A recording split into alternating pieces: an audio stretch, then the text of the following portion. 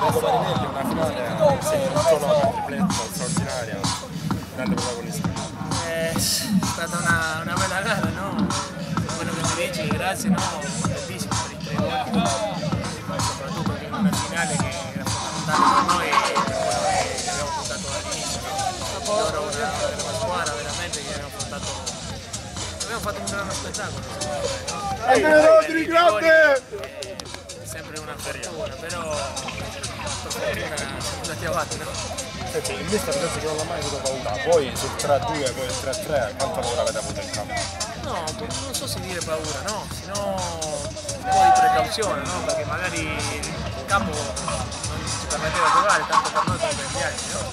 Allora era difficoltoso, magari una palla che uno non può calcolare bene, ma in porta.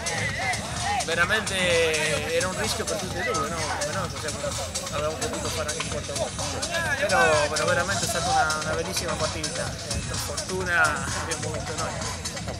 Va bene così. Grazie.